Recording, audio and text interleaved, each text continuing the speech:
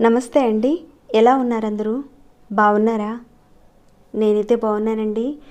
మీ అందరికీ అమ్మవారి ఆశీస్సులు ఎల్లప్పుడూ ఉండాలని కోరుకుంటూ ఈ రోజున ఒక అద్భుతమైన ఒక పరిహారం గురించి తెలుసుకోబోతున్నాం. బియ్యంతోనూ అలానే చిల్లర కాయిన్స్తోనూ, అంటే 50 పైసలు కానీ, పావలా కానీ, రూపాయి కాయిన్స్ కానీ ఏవైనా సరేనండి.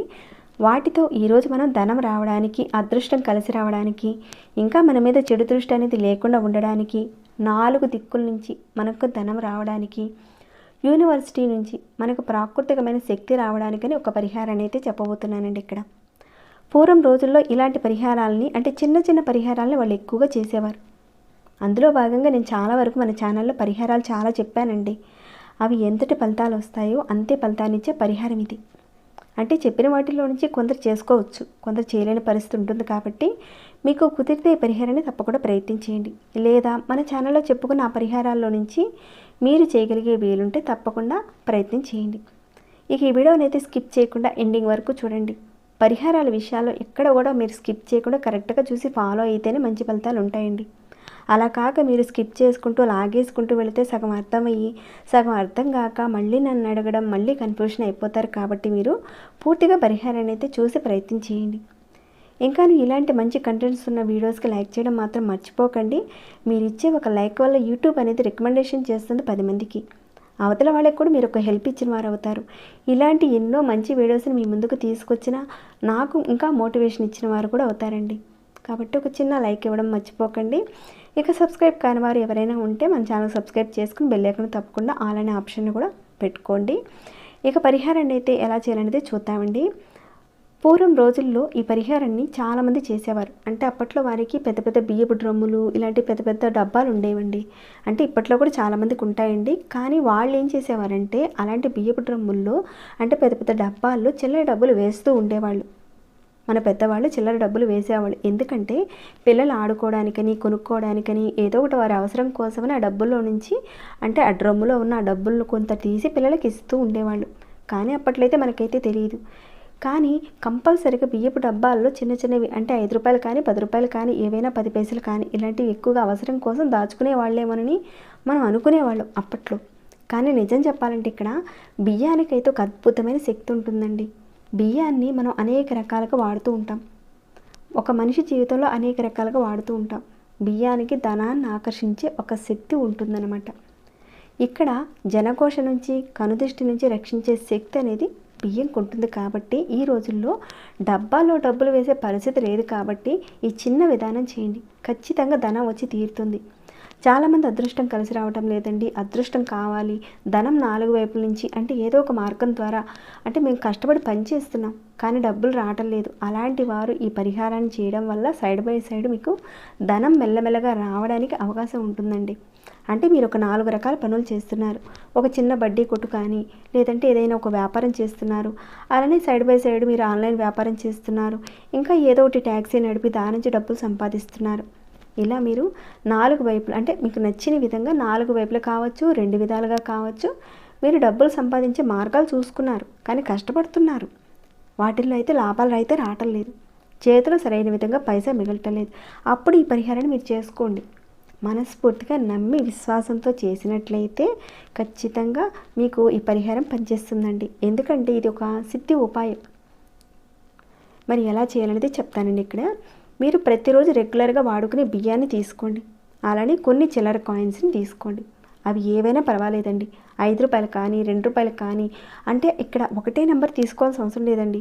ఒకటేమో 2 రూపాయలు తీసుకోండి, మరొకటి రూపాయి కాయిన్స్ తీసుకోండి.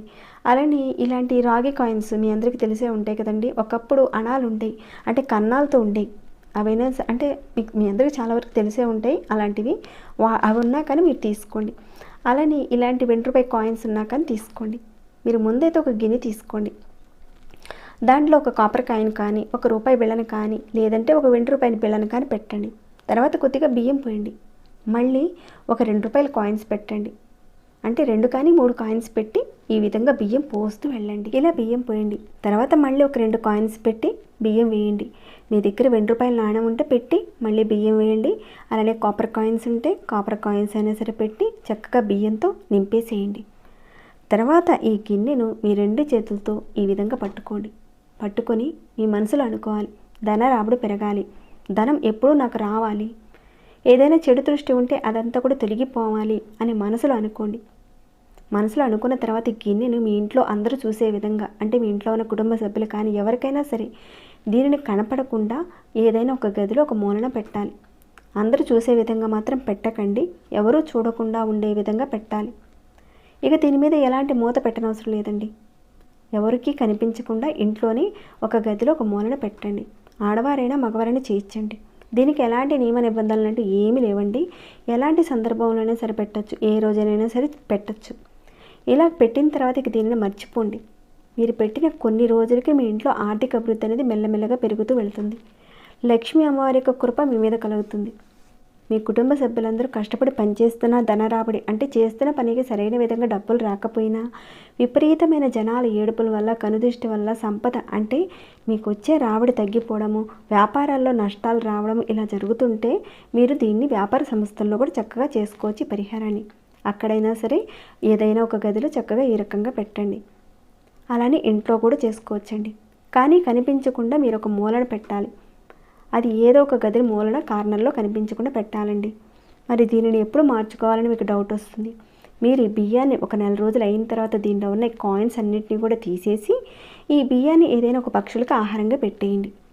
లేదంటే ఏదైనా చెట్టు మొదట్లో పెట్టండి. అలా కుదరకపోతే పక్షులకు పెట్టడం, కుదరకపోతే చెట్టు మొదట్లో పెట్టండి. ఇక అది కూడా అవకాశం లేదన్నప్పుడు మీరు ఏదైనా కాలువల్లో కానీ వదిలేసేయండి ఆ బియ్యాన్ని. ఇక ఆ కాయిన్స్ ఉన్నాయి కదండి, వాటిని తీసి పక్కన పెట్టుకొని మళ్ళీ ప్రతి నెల ఇప్పుడు చెప్పిన విధంగా చేస్తూ ఉండండి. దీనిని నెలకు ఒకసారి చేస్తే చాలండి. కనిపించకుండా పెట్టండి. ఖచ్చితంగా మీకు ధనాకర్షణ కలుగుతుంది. ఈ బియ్యం మనకు ఒక రక్షగా పనిచేసి ధనాన్ని ఆకర్షింపచేస్తాయి. అందులో ఉన్న రూపాయి బిళ్ళలు ఉన్నాయి కదండి, వాటిని నెక్స్ట్ మంత్ మళ్ళీ చేసుకునేటప్పుడు, అంటే ప్రతి నెలలకి చేసే ఆ సమయంలో ఈ కాయిన్స్ని ఉపయోగించుకోవచ్చు. ఇబ్బంది ఏమి లేదండి, ప్రయత్నించండి. అంటే చేయగానే వెంటనే అయితే అవ్వదండి, కొంచెం మెల్లమెల్లగా మార్పులు అయితే వస్తాయి. ఇక మీరు చేసే వ్యాపారం పుంజుకొని నెమ్మదిగా డబ్బు అనేది వస్తూ ఉంటుంది. మార్పులను అయితే చూస్తారండి. ఇది ఒక మంచి పరిహారం అండి. ఇంకొక 4 రకాల పని చేస్తున్నారు, అంటే 4 రకాల బిజినెస్ చేస్తున్నారు. ఆ 4 రకాల బిజినెస్ చేస్తున్నా కానీ మీకు ఇప్పటి వరకు లాభాలు లేవు, ఆర్థికంగా ఇబ్బందులు పడుతున్నారు. ఖచ్చితంగా మీరు ఈ పరిహారాన్ని చేస్తే ప్రతి పనికి ధనాన్ని ఆకర్షింపచేసేలా వస్తుందండి. ఈ పరిహారం వల్ల దీంట్లో ప్రాకృతికమైన ఒక శక్తి అనేది ఉంటుందండి. ఖచ్చితంగా చేయండి. దీనిని ఏ రోజైనా ఏ సమయంలోనైనా సరే చేసుకోవచ్చు. అందరూ చేసుకునే వెసులుబాటు అయితే ఉందండి. ఈ పరిహారం విషయంలో ప్రయత్నించి చూడండి. మెల్లమెల్లగా మార్పులను అయితే చూస్తారు. మీకు వచ్చిన మార్పులను అయితే నాతో షేర్ చేసుకోవడం మర్చిపోకండి. మీ అందరికీ అమ్మవారి యొక్క కృప కలగాలని నేను కోరుకుంటూ ఈ వీడియోని ఇంతటితో ముగిస్తున్నాను. ఇంకేమైనా డౌట్స్ ఉంటే అడగండి, తప్పకుండా రిప్లై ఇస్తాను. అలానే ఈ వీడియో మీకు ఎలా అనిపించింది అనేది కూడా కింద కామెంట్ ద్వారా నాకు తెలియచేయండి. ఇంకా లైక్ చేయకుండా ఉంటే లైక్ ఇవ్వండి. సబ్స్క్రైబ్ కాని వారు సబ్స్క్రైబ్ చేసుకుని డైలీ వాచ్ చేస్తూ ఉండండి. మరొక భక్తి వీడియోలో మళ్ళీ మిమ్మల్ని కలుసుకుంటాను. అంతవరకు సెలవు.